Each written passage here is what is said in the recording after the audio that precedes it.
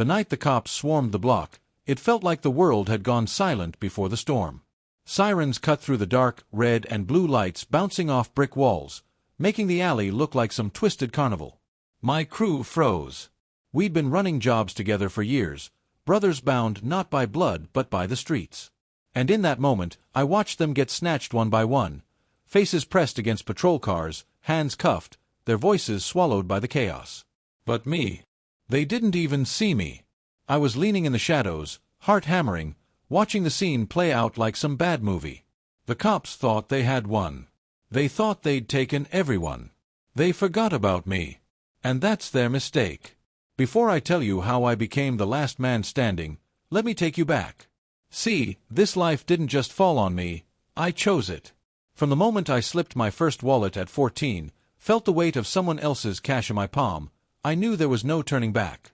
The streets gave me what school, church, and family never did: power, respect, fear. By 18, I had a crew. Tight-knit, ruthless, and hungry. We weren't the biggest, but we were smart. Smarter than the fools flashing chains and cars, painting targets on their backs. We moved quiet, invisible. Until that night. I should have seen it coming. The streets always warn you before they betray you. A neighbor watching too long from her window. A new car parked on the corner 3 nights in a row. A deal that felt too easy. Signs were everywhere, and still, I let us walk into it. The cops moved like they'd rehearsed it. 6 cruisers, 2 vans, all blocking exits. My crew didn't stand a chance. Rico, my right hand, tried to fight back, screaming at the pigs as they slammed him on the hood. Manny froze, arms up, tears in his eyes like he already saw prison walls closing in. Even tough-as-nails Lobo went down without a swing when they cracked his ribs with a baton. And me? I slipped behind the dumpster, every instinct screaming at me to run, but something colder kept me rooted. Watching. Calculating. See, survival ain't about being the strongest. It's about knowing when to move and when to stay still. That night, I learned the value of being invisible. They swept up my brothers, but I stayed free. I thought I'd feel relief, but all I felt was rage. Rage at myself for missing the signs. Rage at the cops for thinking they'd cut the head off the snake. Rage at whoever set us up. Because, make no mistake, someone did. And now, with my crew locked up and the city thinking I'm gone too, I've got something the cops never wanted me to have: time. Time to figure out who betrayed us. Time to plan. Time to hit back harder than they ever imagined. That night wasn't the end. It was the beginning. The city looked different when you're the only ghost left walking through it. Same busted streetlights, same steam coughing out the grates, same corner kids pretending they ain't scared of the dark. But the noise changes. Every sound feels like it's aimed at you. A bottle clinks behind a trash can and you hear cuffs. A bus sighs at the curb and you hear a jail door closing. Paranoia isn't a sickness out here, it's a survival tool finely tuned. I drifted 3 blocks south with my hood up and my hands deep, not because of the cold but because empty hands don't twitch.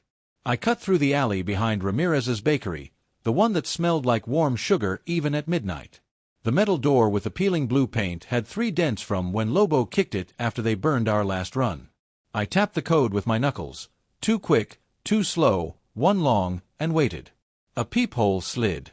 A single eye. You dead. Not tonight. The locks clacked back in a chain, and the door opened enough for my shoulder to squeeze through. Ramirez wasn't a friend, wasn't an enemy, just an old man who understood that the streets feed whoever feeds them back. He didn't ask questions. Never did. I went past the sacks of flowers stacked like pale bricks and into the back room where the camera saw nothing but darkness. The safe behind the flower sacks was mined the way a church pew belongs to whoever prays hard enough. Spin left, spin right, stop. The door swung and the smell of gun oil and paper ink hit me like memory. 2 burners. A roll of cash. A fold of photos nobody knew I kept, faces of my crew when we still laughed with our teeth out. I took 1 burner and the cash. The other phone stayed. You never empty a well in a drought. You sip and move. Bad night. Ramirez asked from the doorway without looking in. They took my family, I said, and the word surprised me with their weight. He nodded once, Old eyes soft but steady. Then you plan. You don't bleed. I left him 2 bills on the counter and slipped back into the cold. The first thing was time. I needed to buy hours for the cops to write reports, for the ink to dry, for mistakes to surface. I walked deeper south, past the shuttered thrift store with the hand-painted sign, toward the place we called the library. It wasn't books, just a storage unit with a rusted roll-up door and 4 locked boxes inside. Each box had a name, but not ours. Inside box 3, M. Valdez Plumbing, were old IDs, clean clothes, and a stack of notes written in code only we used. I opened it by feel. Somebody had been careful like a cat. The top shirt was folded wrong, a neatness none of us bothered with. The envelope of notes had a new crease down the middle. My neck tightened, and I tasted metal. Either a cop had been here, or someone with a key had. I spread the notes on the concrete. Our code wasn't complicated, because complicated breaks when you're scared. We used streets and pastries. 2 croissants at Maple meant 2 watchers on Maple Street. Chocolate at noon meant a deal. It looked like grocery lists to anybody else. But one scrap wasn't ours. It was a copied hand, too clean, letters standing at attention. It said, Marigold Wilts. My stomach dropped. Marigold was the word I never said aloud. It was the color of the exit. The last safe I'd never told anybody except 2 people. Manny, because he'd need it if I went under, and Ava, because she had a habit of saving people who didn't deserve it. If Marigold showed up on paper in my box, then either Manny cracked under the lights and started singing, or Ava was playing a song of her own. I pocketed the scrap and closed the unit like nothing was wrong.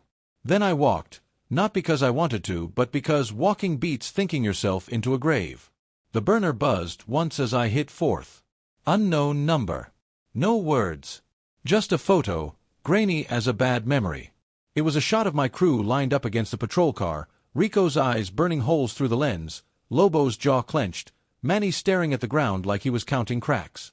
In the reflection of the cruiser window, a cop's hands held the phone. The screen caught one detail, on the cop's wrist, a bracelet with tiny silver birds. A charm bracelet. I'd seen it before. Detective Sloane. Vice. Soft voice, hard eyes, birds singing around her wrist like a joke only she enjoyed. She was the one who smiled at you while she wrote your warrant. She'd been on us for months, dancing in and out of our shadows, promising nothing and taking everything. If that photo came from her, she wanted me to know she knew I was breathing. I ducked into the laundromat with a broken neon O and sat between humming machines like a man waiting for a rinse cycle. I dialed the one number a ghost can call without becoming a body, the courthouse night clerk. Name's Everett. He plays the piano at a church on Sundays and sells secrets on weeknights. He picked up on the 3rd ring like always.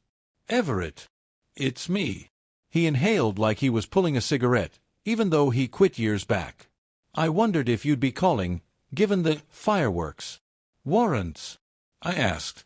Who signed, who swore, and what they're calling the wind that blew them our way. Sealed, he said. Most of it. But I see labels.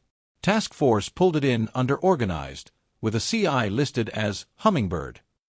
Real cute. Hummingbird. Manny whistled when he was nervous, little bursts like backyard birds. Lobo grunted. Rico cursed. Only Manny made music when silence was required.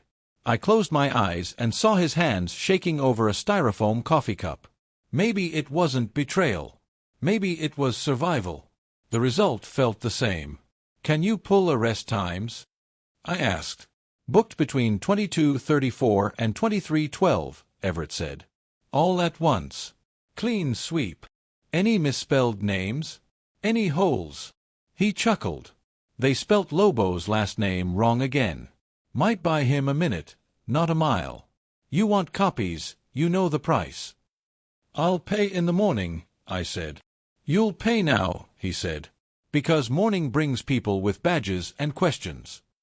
We agreed on a drop, same as always, the hollow under the 3rd stair at the abandoned theater. I hung up and the laundromat's hum turned back into machines again. The burner vibrated once more. Another unknown text. Missed you, Ghost. Only 2 people ever called me Ghost. Rico, when he wanted to remind me to keep moving. And Ava, when she wanted to make me smile and forget that smiling costs. Rico was in chains. That left Ava. "Where are you?" I typed. A minute passed. Then, Pier 9. 2 a.m. Come alone. Or don't come at all. I pocketed the phone and left the warmth. I had 2 hours to prepare for a meeting that could end with a bullet or a kiss, and I wasn't in the mood for either. I swung by the old chop shop on Delancey, slipped through the fence like a rumor, and dropped into the office where we kept our toys. The duffel under the desk had a clean shirt, a hat, and a piece I hadn't fired since the last time someone confused me for soft. I checked the magazine by touch and left it in the bag. Going loud tonight would be wrong. I needed eyes, not noise. On the way out, I took the long route, bouncing off mirrors, storefronts, bus windows, the oily sheen of puddles, checking for tails like a preacher checks for sin. Nothing. The city was asleep or pretending. At 1:40 a.m., the pier was a line of black teeth biting the river. The water licked the pylons with patient sounds. Far down, a single lamp burned bad and yellow. A gull cried like an old door. I stepped where the boards didn't squeak and let the wind erase my edges. A shape separated from the dark near the lamp. Leather jacket. Hair piled under a beanie. Ava moved like a cat that had learned to act like a woman. She paused, hands visible, eyes scanning every shadow the way I taught her once when teaching felt like future instead of insurance. "You're late," she said. "I'm alive," I said, and it was the same thing. She smiled without teeth. "They took your boys. You going to take that personally?" "I'm going to take it apart," I said. "Piece by piece." She glanced past me once, testing me for ghosts I couldn't see. "You brought anyone?" "No." "Liar," she said softly, stepping close enough for me to smell the winter on her scarf. "You never come alone. You bring your past like luggage. Then help me carry it." Her eyes flicked to the river, then back. "You think I sang?" "I think somebody did." I pulled the scrap from the storage unit and held it up. "Marigold." Her face didn't change, but her pulse jumped at her throat. "I didn't write that." "Who did?" "Someone who wants you to think I did." "Detective Sloane," I said. Ava's mouth twitched. "She wears little silver birds," she said. "Cute, right? She came to see me 3 days ago with a smile and a promise. Said if I delivered you, I'd get to keep my sunrise." "What sunrise?" Ava swallowed. "My little brother. He's state property when they feel like it. I don't get to choose when he eats or where he sleeps. Sloane knows that. She said the system could be persuaded. Paperwork goes missing. Files get stamped differently. A favor for a favor." The wind cut through my jacket. "Did you take it?" She looked at me like a coin deciding which side to show. I told her I'd think about it. Then your boys got scooped like a claw machine finally grabbing the prize. And I thought, either you're already gone, or you're the one they missed on purpose. I stepped closer, the boards creaking in complaint. "On purpose." Ava's voice dropped. "You're not invisible by accident, ghost. Someone forgot you because someone told them to forget you." She reached into her jacket slowly and pulled a phone, sleek, black, too nice for her pockets. "Sloane's," she said. "Borrowed it when she wasn't looking. I figured you'd want to see her messages." I took the phone, my fingers suddenly dumb. The screen lit with a thumbprint I didn't have, but Ava tapped a code. The messages opened like a door with a chain still on it. I scrolled. Thread names I recognized and some I didn't. Then I saw it, a chat labeled TF Organized. One line from an hour before the raid. "All birds in the cage by 23:15. Leave the ghost." My blood didn't heat, it cooled. A decision had been made in a room I couldn't see. Someone in a badge wanted me on the street. Not luck. Not mercy. Strategy. "Why?" I whispered, more to the river than to her. Ava's eyes were glass and fire. "Because, ghost, they weren't after your crew. They're after whoever you lead them to next." She stepped back, the lamp casting her shadow long and thin. "They forgot about you because they're counting on you." A sound rose behind me, Soft, wrong, a boot on a board that shouldn't make noise. I didn't turn. I didn't breathe. The river kept licking the pylons like it had all the time in the world. I didn't turn. The pier groaned like an old throat clearing, a warning from the wood itself. Ava's eyes flicked over my shoulder, then met mine the way people look at each other right before something important breaks. Easy, she breathed. Easy means alive. Talk to me, I said, not moving. You've got two shadows, she said. One heavy, one careful. Heavy's impatient. Careful's pretending not to breathe. Cops. Maybe, she said. Maybe not. Cops wear their boots like uniforms even when they're off duty. These sound like choices. The wind shifted, brought the iron taste of the river and the faintest spice of cigarettes. Heavy wheezed, just once, like his jacket was too tight. Careful didn't make a sound, but the silence had a shape. What do you want to do? Ava whispered. Finish a conversation, I said, and finally turned. Dark stacked on dark. A post. The ripple of a parka. A shoulder leaning into shadow, weight on the outside foot. The other shape stood looser, bouncing slightly, like the cold was a drumbeat he couldn't ignore. They were smart enough to hold distance, but close enough to hear if I ran. Evening, I called out. If you wanted a tour, the ferry has better lighting. Heavy chuckled. Careful didn't. You make it complicated, Heavy said. Voice like gravel in a jar. We prefer easy. Ava stepped to my side, not behind me. You brought friends, she said to the dark. Do they know how to spell warrant? No answer. Shoes on timber. They came a step closer, then stopped, still just mystery with breath. I could feel Ava bristle at my elbow. What's the play? Heavy asked. You run circles. You lead us somewhere pretty. You test how patient we can be. I show you manners, I said, and put both hands out, empty. We're talking. That's what manners look like. Careful finally spoke. Lo, young. You shouldn't be out here, Ghost. People are betting on you. Then tell them to switch their bets, I said. The odds are lousy. Heavy shifted. The lamp caught a slice of his face. I knew the cheekbones before I knew the eyes. Rizzo. Ex-security for a gambling hall that didn't like paying taxes. He'd once tried to bounce me out a back door by the throat. We'd made an arrangement involving apologies and a cracked windshield.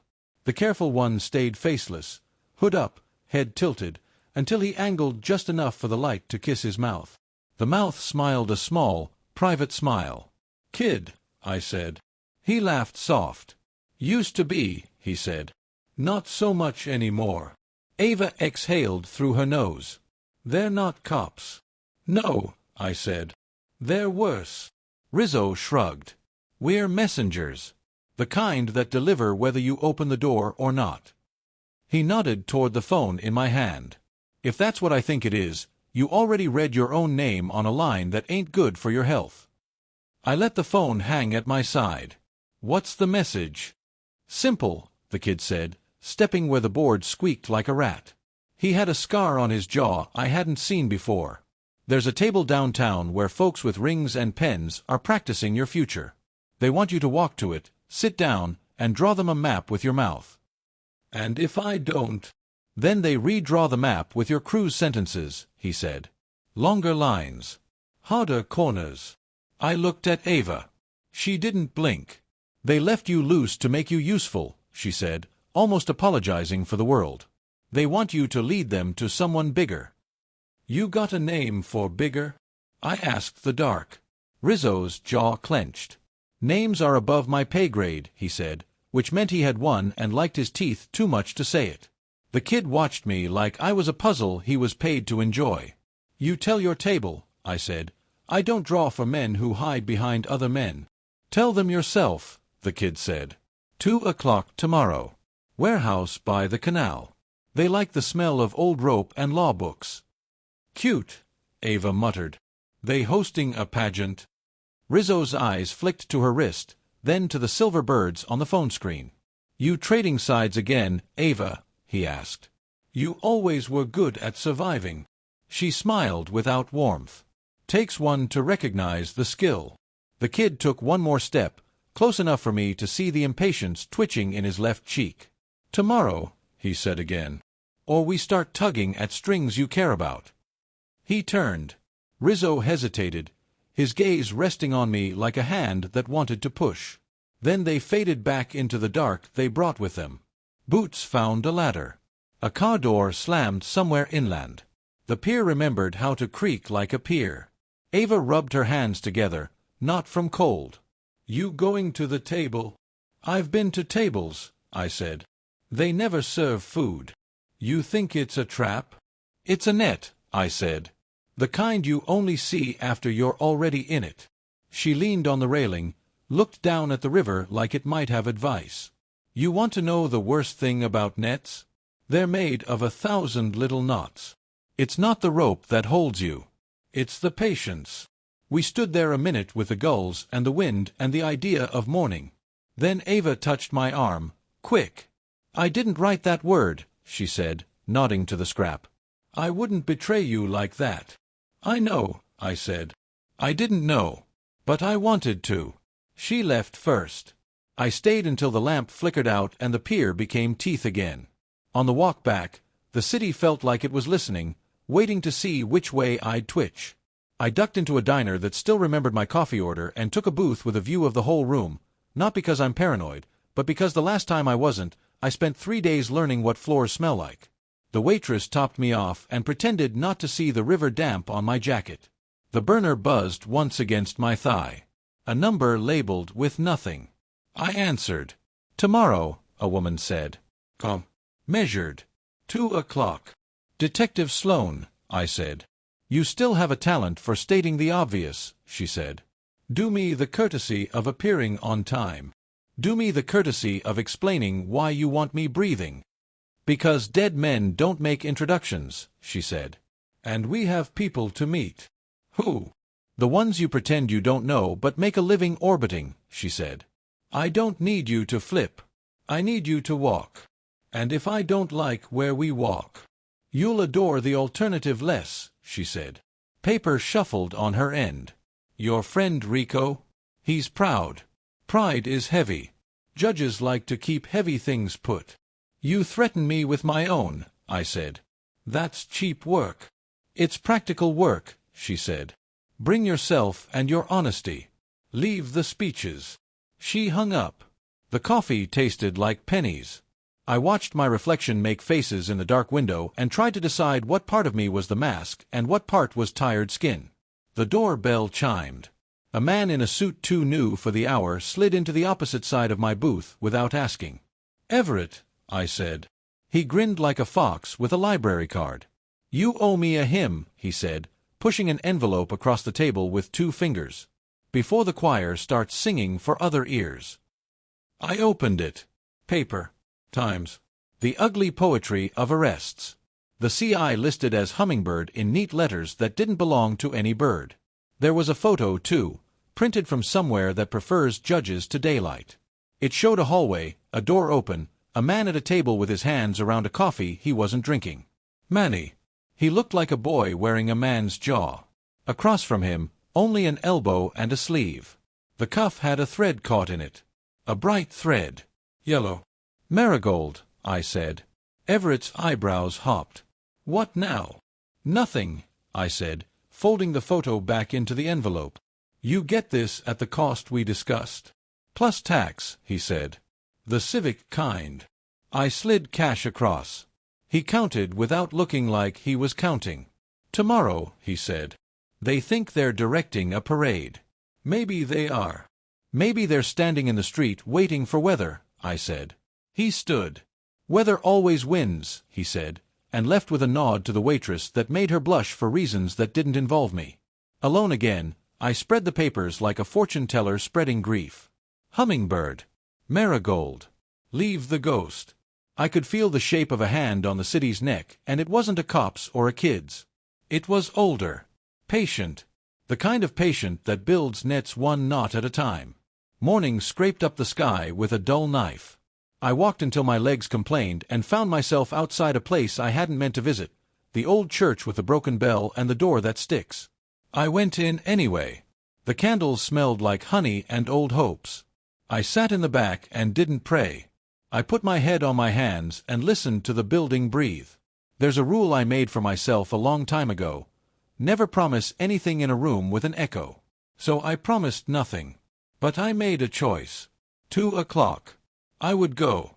I would sit at their table. I would smile with the part of my face that knew how to smile. And I would bring a mirror, even if it was only the kind you keep behind your eyes, the kind you hold up right before someone tells themselves the truth without meaning to. They took my crew. They left me. Not because they forgot me, because they counted on me. They wanted a leash. They're going to find out I bite. The warehouse smelled like mold and old rope, just like the kid promised. Rusted chains hung from beams like vines in a dead jungle, and the canal outside gurgled against the walls, carrying whispers from places better left nameless. 2 o'clock sharp, I walked through the front door with my hands in my pockets, not because I was calm, but because showing nerves here would be like bleeding in shark water. The table sat in the middle of the room, lit by a single overhead lamp swinging on a frayed cord. Around it, 4 chairs already filled. I recognized 2 faces and 2 I didn't. Detective Sloane was first. Silver birds twinkled around her wrist like a cruel joke, and her eyes carried that same patience she'd always had, the patience of a woman who could wait 3 weeks to break you if it meant watching you do it to yourself. Across from her, a man in a gray suit that hadn't been cleaned since the last funeral he attended. His hair slicked back, skin like parchment. I knew him. Everyone in the city did. Mr. Calvino, the accountant who never touched money without making it multiply first. He wasn't law, wasn't street, wasn't family, but he owned pieces of all 3. Next to him sat a stranger, younger, dressed like a lawyer but with eyes too sharp to belong in court. He kept clicking a pen he wasn't writing with. Nerves. Or maybe bait. The last seat held an older man with a scar down his cheek, a face from another era. He looked at me once and didn't bother to do it again. Power like that doesn't check twice. Ghost, Sloane said softly, like she was welcoming me to a dinner party. You're punctual. I like that. I aim to please, I said, sliding into the one empty chair. Though usually the people at my table buy drinks first. Calvino's mouth twitched like a dry leaf in wind. Do you know why you're here? I was told to bring my honesty and leave the speeches. The lawyer with the pen clicked again. Then give us honesty. Who do you work for? I leaned back, let the lamplight cut half my face. If I told you I work for myself, would you stop clicking that pen before I break it? His hand froze. A tiny victory, but one I savored. Sloane folded her hands, silver charms winking. You've been useful before, Ghost. You move quiet, stay alive, and when your crew slipped, you somehow stayed standing. That wasn't luck. It was design. You make it sound like I asked to be the last man breathing, I said. You are the last man breathing, she replied. Which makes you the key. Calvino leaned forward, his breath faintly sweet, like licorice and lies. We don't want your loyalty. We want your trail. Every deal you've made, every hand you've shaken, every name that still echoes when you close your eyes. You walk us to them, and you walk away free. I laughed, short and sharp. Free. You want me to believe in freedom handed out at a folding table under bad light? That's rich. The scarred man finally spoke, voice low, words dragged like chains. We're not offering freedom. We're offering survival. You've got 2 choices. Help us, or join your brothers where the walls sweat iron. Ava's warning from the pier played in my head. They didn't forget me, they spared me. Not mercy. A leash. I leaned forward, elbows on the table. You want honesty? Fine. My crew doesn't break easy. Rico's pride has a spine. Lobo bleeds but doesn't sing. Manny, I stopped myself. The word hummingbird itched at the back of my teeth. Manny's just a kid, but he's stronger than you think. So if you're waiting for them to give you what you want, you'll be waiting until the city crumbles. Sloane's smile was thin, tired. That's why we left you. Because we know you won't wait. Calvino slid a folder across the table. Manila, creased, thick with paper. I didn't touch it. He opened it himself, fanned photographs like playing cards. My crew, mugshots, chain-link backgrounds, dead eyes. And then another photo, not from police files. A woman in a diner, hair tied back, laughing at something off-frame. Ava. I felt my jaw clench. Where'd you get that? Where we get everything, Calvino said. You're not the only ghost in this city. The scarred man leaned forward, gaze pinning me. Pick a side, ghost. Law or blood. You can't walk the middle forever. Middle men get buried in the middle of the night. The room went still. The only sound was that pen clicking again, faint and nervous. I reached across the table, snatched it out of the lawyer's hand, and snapped it in half. Ink splattered across the folder, across Ava's smile. I stood. You want me to lead you? Fine. But you follow me, you don't control me. I'll bring you names, places, whatever shadows you're chasing. But if you touch my people, if you breathe near them, I'll turn this whole table over, and none of you walk out. For a moment, silence. Then the scarred man smiled, just a corner of his mouth, like I'd passed a test I didn't know I was taking. Good, he said.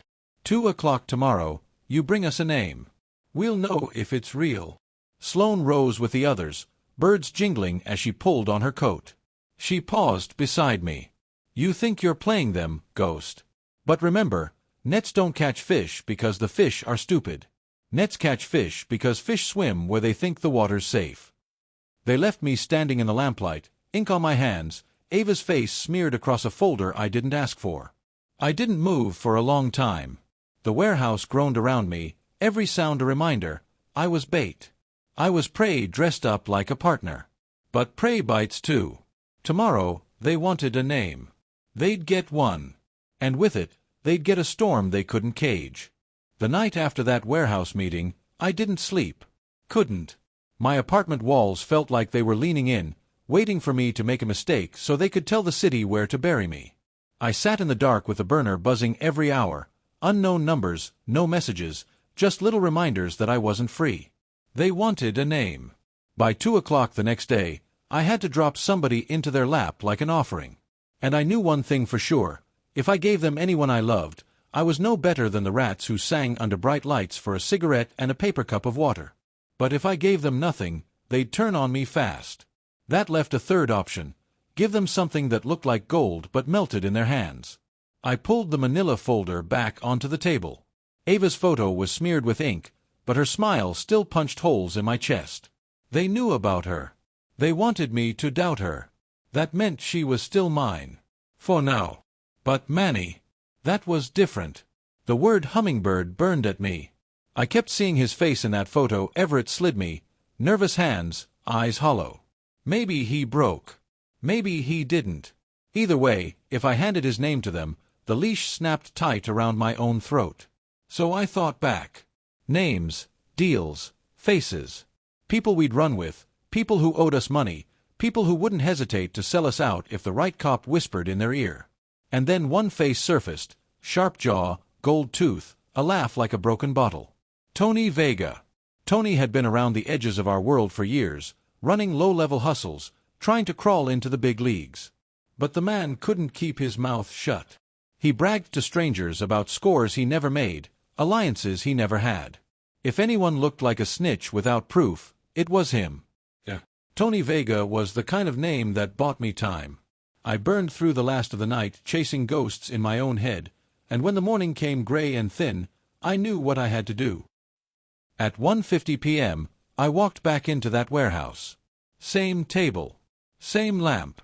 This time, only 2 of them waited, Detective Sloane and Calvino. The scarred man was gone. Maybe testing me was beneath him now. You're early, Sloane said. Sipping from a paper coffee cup like this was all routine. I'm efficient, I said. You want a name? I brought one. Calvino tilted his head, waiting. I dropped it like a card in a game I didn't ask to play. Tony Vega. Sloane didn't flinch. She just tapped her finger against the cup. Why him? Because he talks too much, I said. Because every time we scored, he knew about it before the dust settled, even when he wasn't anywhere near us. Because he thinks being loud makes him dangerous. Calvino studied me with those licorice eyes. You sound personal. I shrugged. The streets are personal. You know that. They glanced at each other. No words, just an exchange that told me Tony Vega's name wasn't news. Either they already had him on their radar, or they'd been hoping I'd point the finger his way. Interesting, Sloane said finally. We'll look into it. Looking into it isn't enough, I said, leaning forward. You want me to be useful?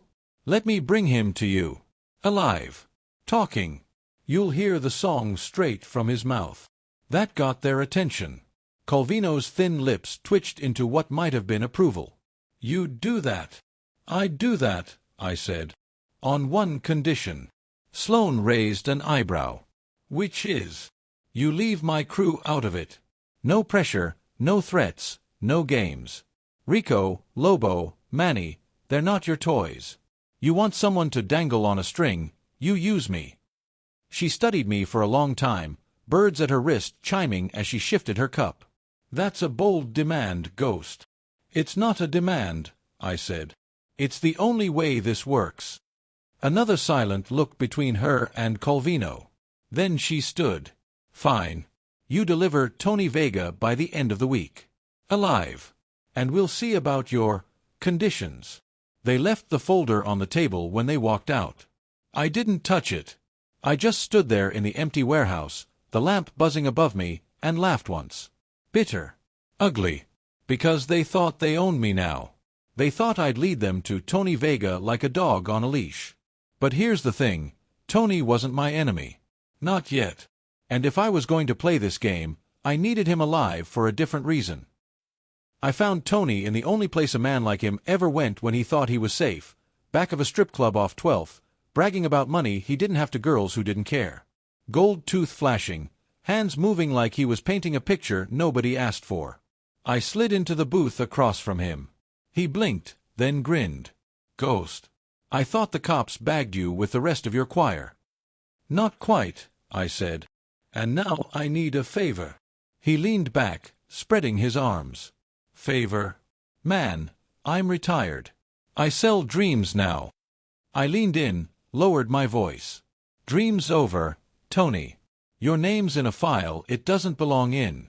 They're coming for you, and they want me to bring you gift-wrapped. For the first time, his grin faltered.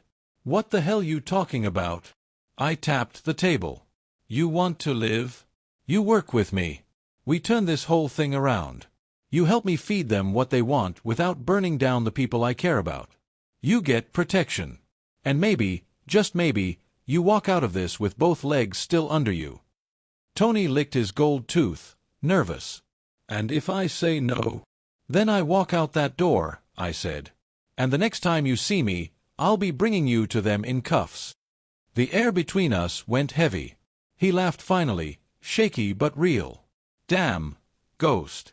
You always did know how to sweet-talk a man. Then it's a deal? He nodded slowly. It's a deal. That night, I sat on my bed with the burner buzzing again, and for the first time in days, I felt something that wasn't just rage or fear. It was momentum. I had a plan. Tony Vega was going to be my play, my misdirection. But as I closed my eyes, I couldn't shake Sloane's words from the warehouse. Nets don't catch fish because the fish are stupid. Nets catch fish because fish swim where they think the water's safe. I wasn't sure if I'd found safety, or just another kind of net. Either way, tomorrow, I'd find out. Tony showed up at my door with cologne sharp enough to cut glass and fear hiding under his gold tooth. He tried on a grin like a suit he couldn't afford. Tell me the part where I live through this, he said. You live by following the script, I said, handing him a burner, a hoodie 2 sizes too big, and a baseball cap with a team he didn't watch. No flourishes. No improvising. You do your lines, we both walk. He flipped the phone in his hand like it might bite him. You really think they're buying this? They want to, I said. People see what pays them to see. We mapped it on the kitchen table with bottle caps for cops and salt shakers for guys who only exist because someone wrote them down. The play was simple because simple breaks clean. I'd float 2 separate rumors in 2 separate languages. One would be our code, pastries and streets, tucked into a place I knew the task force had eyes on. The other would be spoken word, delivered by a mouth that couldn't keep a secret if you stapled it shut. I wrote the first on a napkin from Ramirez's bakery and slipped it into box 3 at the library, under the second shirt in the second pile. 2 croissants at Alder, midnight. Chocolate at the dock. Anyone fluent in us would read it as, Watchers at Alder, deal by the pier. The second rumor I fed to the city's biggest radio, the barbershop on 14th. They don't cut hair in there so much as they trim truth. I let old Mr. Leon hear me, accidentally, saying Tony was going to meet a supplier at the cold storage by the tracks. Easy score, no heat, real stupid. Mr. Leon likes to complain about the price of razors and the price of gossip. He always overpays. Then I put Tony in motion. He would walk to the cold storage at 10, all swagger and rings, a magnet screaming for nails. Meanwhile, I'd sit 2 blocks away watching Alder Street to see if the pastry rumor made cops sprout from the cracks. If Sloan hit Alder hard and the street rats hit cold storage harder, I'd know what pipe fed which fire. Ava hated all of it on principle. She stood by the window, chewing her lip, watching the city breathe. You're playing catch with grenades, she said. I'm catching with oven mitts, I said. Those burn too, she said, but she checked my pockets anyway. Knife, phone, folded cash, and kissed the corner of my mouth like it might be the last thing she ever did. At 9:30, the city thinned. Buses carried home the tired and the unimportant. Streetlights practiced being moons. I posted up 3 stories above Alder, in a dead office where dust made constellations in my flashlight beam. I cracked the window and let the night in, slow and careful, the way you let in a dangerous friend. At 9:58, 2 shadows separated from the brick across the street and became badges pretending to be dark. They took positions that looked like mistakes, 2 near the mouth of the alley, 2 relaxed under a busted lamp, but I knew better. Those were choices. Someone had read our code. Someone believed the croissants. Hello, birds, I said to nobody. At 10:06, a van with a fridge on its side rattled past, the kind that hauls fish and dead stories. It didn't stop at the cold storage by the tracks because there's only one cold storage worth a rumor anymore. The one with the broken sign that flickers between cold and old depending on how much it hates you. From my perch I couldn't see it, but I could feel it, the way a room knows when the door opens. The burner buzzed. Tony. I'm here, he whispered. And, so are they. How many? 3 I can count, he said. 2 pretending to be forklifts, 1 pretending to be a shadow. And something else. A smell. Like gun grease and bad decisions. Stick to the wall, breathe like you don't want anyone to hear you exist, and don't be a hero, I said. Your job is to be bait without being dinner. Comforting, he said, and hung up like he didn't want the last thing he heard to be my voice. Alder began to hum, the low, patient tone of radios kissing radios. My pastry note had done its work. Down at cold storage, my barbershop rumor would be drawing flies who wore leather instead of badges. 2 nets, 2 currents.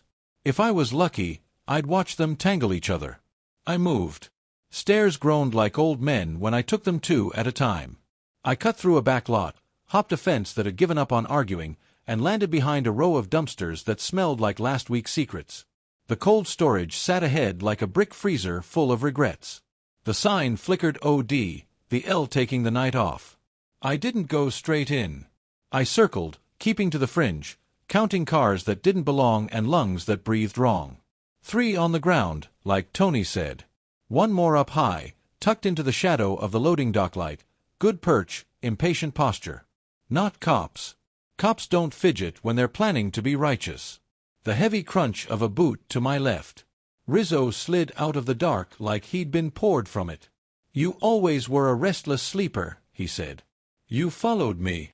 Everyone followed you tonight, he said. Some because they should. Some because they shouldn't. Which are you? I'm the guy who doesn't like the smell of this fish, he said, eyes on the building. Your boy inside thinks he's being a decoy. He is. But he's not decoying who you think.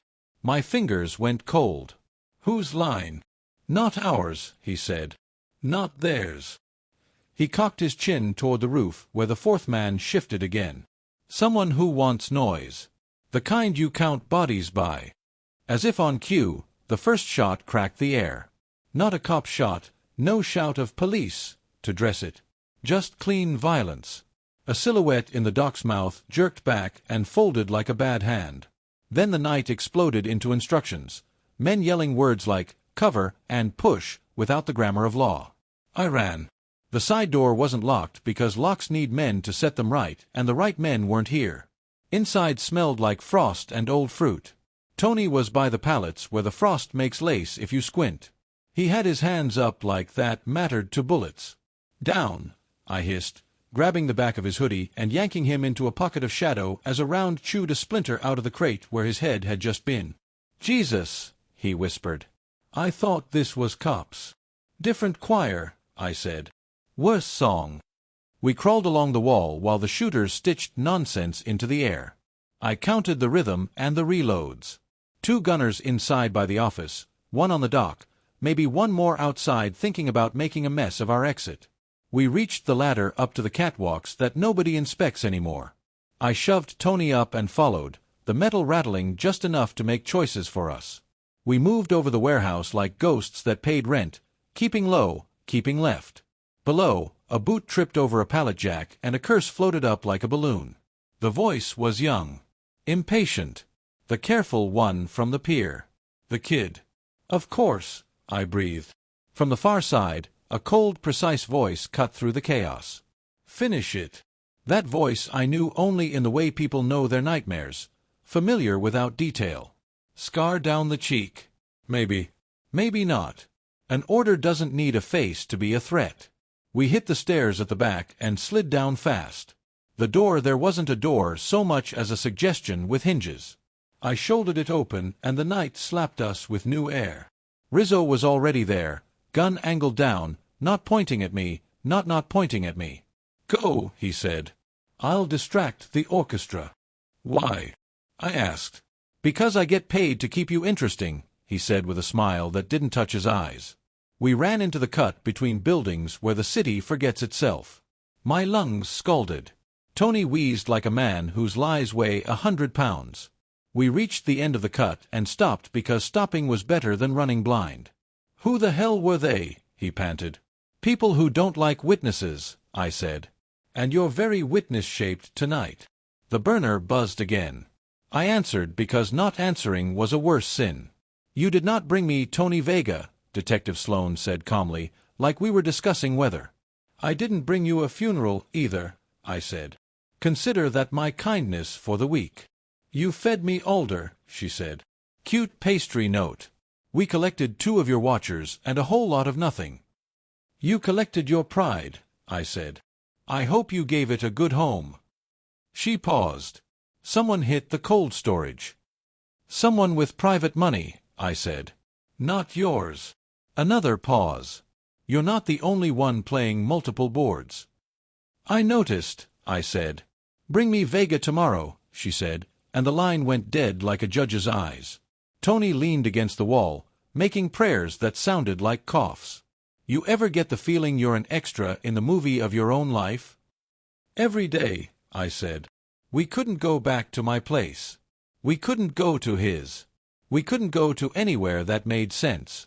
I took him to a place that didn't, the basement under the laundromat with a neon O where the machines hum like bees. I knew the owner. He knew me. We traded silence for safety. I left Tony wrapped in a blanket that used to be a curtain and climbed to street level to breathe air that wasn't all yesterday. My phone vibrated again, a different rhythm, 3 short, 1 long. The signal I'd given Manny a lifetime ago for emergencies that deserved the word. I answered and heard his breath before his voice. Ghost. Manny, I said, and leaned on a pole because standing felt like a dare. They moved us, he whispered. Split us up. I don't know where Rico is. Lobo, man, they messed him up. They keep asking about you. I figured, I said. You tell them anything? I told them I don't know nothing, he said, panic fraying the sentence. They keep saying hummingbird like it's a magic word. I swear to God, it ain't me. I believe you, I said. The relief hit so hard it hurt. There's this guy, Manny rushed on. He's got a scar. The line went weird, like someone put a hand over God's mouth. A clunk. A voice that didn't belong to Manny. That's enough phone time, a man said, and the call died. I stared at the black screen. The city breathed. Somewhere far off, a siren wrote a line under the day. The word that wouldn't leave my teeth came back and sat down. Marigold. The yellow thread on the cuff in that photo. The code word appearing in my box as a taunt. The tie someone wore at the table, maybe just once, maybe only long enough for me to notice. I walked without deciding where until my feet took me to the storage unit. The lock was there. The scratches at the edge weren't. The air inside felt wrong, cleaner, somehow. I pulled box 3 and opened it. The shirts were folded like a person who cared had touched them. The napkin was gone. In its place, a single flower head, pressed flat between 2 receipts. A marigold, smashed gold, smelling faintly of earth. And under it, the smallest piece of paper, not in our hand, not in any hand. Block letters cut from a magazine like this was an old movie that didn't know it was parody. Leave the ghost. I didn't have to imagine who it was for. It wasn't a threat to me. It was a command for someone else. Someone close enough to be in my boxes, my rooms, my hours. A key turned downstairs and steps creaked on metal, unhurried, sure. I slid behind the pillar and watched the doorway. Ava stepped into the unit, hair tucked under a cap, eyes scanning like always. She saw the marigold in my hand. She saw the note. And for the first time since I'd known her, her face did something I didn't recognize. It broke. Ava stood in the doorway like she'd been carved from the night, and then handed a halo she didn't ask for. The marigold in my palm crumpled between my fingers the way a promise dies when it meets paperwork. She saw it, and for a breath she looked older than the city had any right to make her. "You put that there," I said. Not a question. She closed the unit door with 2 careful clicks and crossed the concrete like a woman carrying glass. Up close, you could see the marks on her hands, faint white lines where skin had been squeezed too hard and healed crooked. She set her bag down, sat on the overturned milk crate the way you sit when you mean to stay a while. "No," she said, and the simple denial was the first lie I've ever wanted to believe. "You walked like you knew this place," I said. "You moved like you had unpaid dues. You didn't act like someone who'd been surprised." "I wasn't surprised," she said. "I was terrified." She told it wrong at first, words in circles, excuses like smoke, but then the story came out in pieces, like splinters. She'd gone to see Sloane 3 nights before the raid, because she had to. The state had my crew in iron already. Manny's little brother lived in a place with fluorescent lights and names instead of days, and Sloane knew where to bruise to get what she wanted. "She said she could get him out," Ava whispered. "If I gave her something big. If I pointed at the right door." "You gave her boxes," I said. "No," she shook her head. I pointed her to a man she'd been watching for years, Don Ferrer. I told her where his shipments moved. I gave her names of accountants that laundered his favors. I begged her to take my brother as a favor, and she promised me sunrise. "Sunrise," I repeated. What cheap poetry. "She promised protection," Ava said. "She promised a file and a date and a judge who liked being right. She made it sound like a bargain you could sleep on." I believed her because I had nothing left to trade but my shame. "And your proof?" I asked. "The marigold. The note. Who wrote 'Leave the ghost' on cardboard?" Ava looked at her hands, small and shaking. "You understand leverage, right? Sloane doesn't make arrests without a story she can sell. She needed a ghost that could lead her to Ferrer without making people scream in court. She didn't want prisoners, she wanted a parade. So she told people to leave you out of the sweep, that you'd be useful. Then she told me to leave a marker so you'd be warned." "Warned by who?" I said. "Sloane. The same Sloane who took my men." "She made me the middleman," Ava admitted. "She put the marigold in the box the night before the raid and told me to plant it where you'd find it. She said it was protection. It tells anyone watching that the operation isn't against you," she said. "It keeps the net from cutting its own rope." "So she used you to create a map for her own nets," I said. The rancor tasted old and familiar. "She's practical. She's a surgeon with no bedside manners," Ava said, the laugh leaving her like a piece of herself. I thought if she got Ferrer, she'd trade me Manny back. She lied. She always lies. They took my brother anyway and then used him like proof they'd been righteous. She reached into her jacket and pulled out a folded airport-style photo. It was glossy, cruel. A cold fluorescent jail corridor. Manny, face slack, a dark shadow under one eye. She's bargaining with meat, I said. Not with dirt on Ferrer. She's bargaining up the ladder, Ava said. Ferrer's not the top. He's a middleman. There's a snake taller than him who wears suits and gives contracts to people who like to bury bodies with ledgers. Calvino's good at moving numbers. He's not the boss. He's the guy who keeps the books clean enough for the boss to sleep.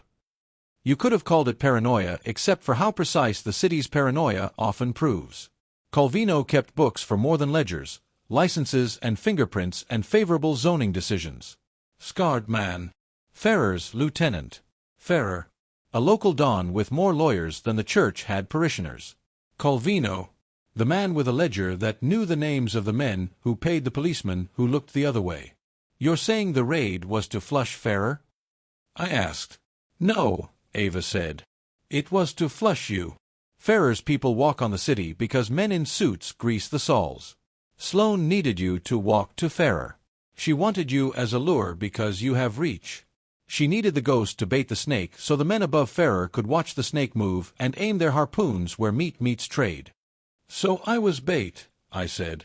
The word felt like a brand. And your brother is the lever. She nodded so violently my chest flinched with her. She told me if I helped her, Manny would get a break. He'd get a deal. He'd sleep without guards watching dreams. Her voice snapped like a thread. I thought I was trading names for family. Did she say why she left me? I asked. The note, the marigold, the whole theater? She said leaving you was strategic, Ava whispered. That if the city took you too, the street whispers would stop in places that mattered. Keep the one who led them free, she said. We can roll up the rest and make the case look cleaner. Her eyes lifted to mine, furious and broken. She used me to make that look like mercy. I wanted to break something inside me that afternoon, anything with hard lines that would answer in breaking. Instead, I pulled the photo from her hand and watched Manny's face. He looked younger than he should, like a boy with a grown man's jaw and none of the mad pride Rico wore. I pressed my thumb against the paper and felt nothing but paper and the echo of a promise. So what now? I asked. You tell me this and I throw a tantrum? I burn a precinct? I put a bullet where purses grow thick? You could, Ava said. And the system will close like a hand. Manny will be a lesson. Rico will be a ghost in a lineup. Lobo will be a half-story people tell on stoops. Or you can play the only hand that bothers them, the hand that looks like cooperation and smells like betrayal only if you squint. You want me to play them? I asked. The thought of using my own name as bait for something bigger tasted of iron. No, she said. I want you to use them. Turn the map on its head. They want Ferrer. They want Calvino's books. They want a name they can parade. You give them a name that looks like Ferrer's line but leads upward. Make them show their cards. Force the men above them to step out. Then hit them where they hide their ledgers. You want me to hand them a bigger fish, I said. To make them jump. Let them draw the net, Ava said. Then cut the rope. It was beautiful in its simplicity. And lethal in its honesty. You don't make monsters show their teeth unless you plan on having a knife where the teeth fall. I thought of Tony, still sweating in the laundromat basement, a man who'd sold stories for a living and now owed me his life. I thought of Rico's laugh, Lobo's stubborn silence, Manny's tremble. I could see Sloane's fingers tapping the table like she was keeping time. You sure? I asked Ava. This is a script that needs actors who can lie without blinking. I'm sure, she said. Because if we don't, they kill him anyway. We talked until the light changed its mind. Ava gave me what she had, the names of accounts that didn't belong to Ferrer but had Ferrer's signature when needed, the warehouses Ferrer used that were owned by numbered companies, a list of the lawyers who bent when a check was long enough. She slid me a small thumb drive with data so dirty it smelled like blood. I put it in my pocket like a grenade. Why help me? I asked.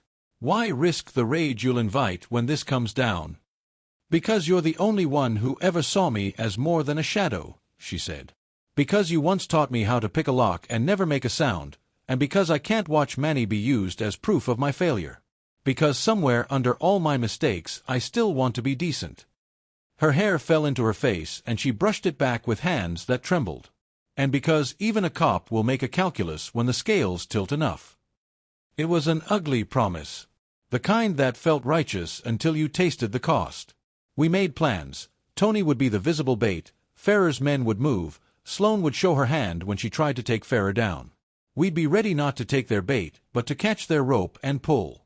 Ava would keep feeding Sloane crumbs, small enough to stay credible, big enough to keep them chasing what she wanted them to chase. I'd pull strings the way a puppeteer with nothing to lose learns to make people dance. We left the storage unit with a map of names between us, and for once the city felt like a chessboard where at least one piece still knew how to move.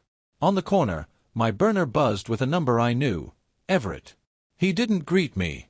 He sent a photo. My chest clenched before the screen loaded. It was Manny, same corridor, same hollow look, but this time there was a post-it stuck to his shirt, Marigold. Bold. Hand-lettered. The note read, "Tell him Marigold blooms tomorrow." Below the photo, a line of text, "Don Farrer's shipment clears at dawn. Be at Pier 7 if you want to see who else is fishing with barbed hooks." Somebody wanted me watching. Somebody wanted me present. Somebody, Sloane or another, was offering up a dawn like a dare. Ava's fingers found mine, cold and steady. "They're baiting you again," she said. "Then we'll take the bait," I said. "But we'll swallow the hook and pull them under." Dawn painted the river in bruises, purple where the night still clung, sick yellow where the city insisted on being awake. Pier 7 looked like every pier that had ever swallowed secrets, rusted bollards, rotting ropes, gulls circling like gossip. But there was movement under the quiet. Vans with tinted glass. Men pretending to smoke while their eyes scanned shadows. The water wasn't the only thing restless. Ava and I watched from the skeleton of an old crane, steel groaning as the wind tested it. Tony huddled behind us, pale as the fog, clutching his hoodie like it might keep his heart from falling out. He'd agreed to be bait because fear had made him brave in the wrong direction. "Shipment's late," Ava whispered. "No," I said. "It's early. Farrer's people like to show before anyone expects them. Keeps the stage theirs." As if on cue, headlights cut through the mist. 2 trucks rumbled down the dock, their engines coughing like sick dogs.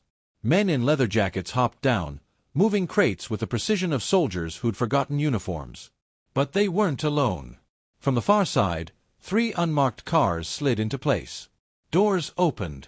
Out stepped Detective Sloane, silver birds winking at her wrist, flanked by uniforms who carried themselves like wolves on a leash. And behind them, Calvino. No suit this time, just a heavy coat, collar up, eyes scanning with that eternal ledger running in his skull. "This is it," Ava murmured. "They're making their play." But my skin crawled. Too clean. Too rehearsed. Farrer's men squared off with cops who weren't really cops, Sloane's wolves already circling. Everyone was showing teeth too early. Then I saw him, the scarred man. Farrer himself didn't show, but his right hand stood at the truck's edge, arms folded, scar cutting his cheek like a warning.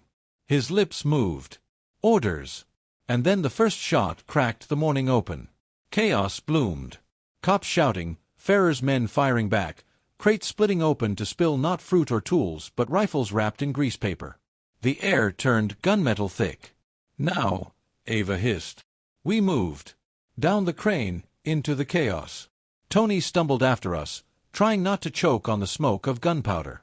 I pushed him toward the corner of a warehouse. "Stay breathing. That's your only job." I went for Sloane. She was in the middle of it, calm as a nun in a hurricane, shouting orders that sounded like scripture. She saw me and her mouth curved, not surprised.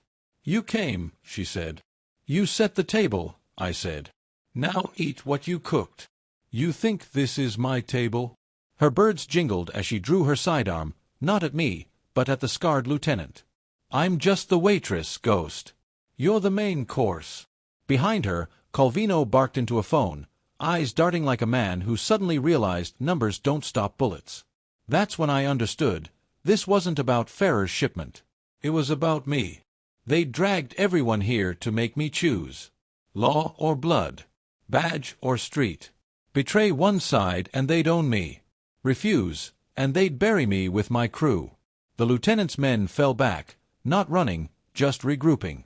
He pointed at me, scar glowing in the morning light. "Ghost walks," he growled. "Bring him." Bullets sang. Sloane ducked, dragging me with her behind a crate. "Stay alive," she hissed. "That's the deal." "No," I spat. "That's your script." I shoved her aside and broke for the truck. Ava was already there, yanking open a crate, snapping photos with the burner. Proof.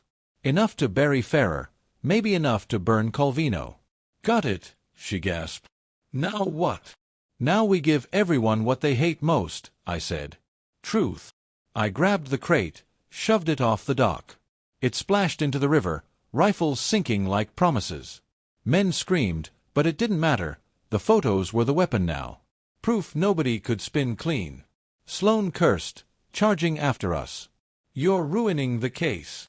"No," I said, pulling Ava and Tony toward the alley between warehouses. "I'm ruining the leash." Rizzo appeared from nowhere, gun in hand, firing 2 sharp shots that dropped a pair of Farrer's men before they reached us. He grinned like a man who knew too much. "You always did like tearing the script," he said. "Buy us 10 seconds, I told him. "Make it 15, he said, stepping into the storm. We ran. Past screaming gulls, past crates bleeding rifles, past Calvino shouting into his dead phone. The alley spat us into the street, where a stolen sedan waited, Ava's doing. We piled in. She drove like the devil owned her hands. Behind us, Pier 7 burned with gunfire and betrayal. Sirens wailed closer, the city pretending it was in control. In the car, Tony shook. "What now?" "They'll come for me." "They'll come for all of us," I said. "But we've got proof. We've got names. We've got ledgers they didn't want the world to see." I looked at Ava. "And we've got a choice." She nodded, jaw set. "We drop this in the right hands, we can bring them all down. Farrer, Calvino, maybe even Sloane. Or we disappear," I said. "Vanish like real ghosts. Let them tear each other apart without us." Silence filled the car, heavy as chains. Then Manny's face flashed in my mind. Rico's rage. Lobo's broken ribs. My crew, my brothers. Forgotten by the city, but not by me. I clenched my fists. No. We finish this. They wanted to use me as bait. Now I'll be the hunter. I'll drag every one of them into the light, even if it kills me. Ava's eyes met mine in the rear view, fierce and frightened. Then we do it together. The car roared down the empty street, dawn bleeding into day, the city waking to headlines it didn't know it was about to choke on. They took my crew. They left me. And now, I was coming for everyone.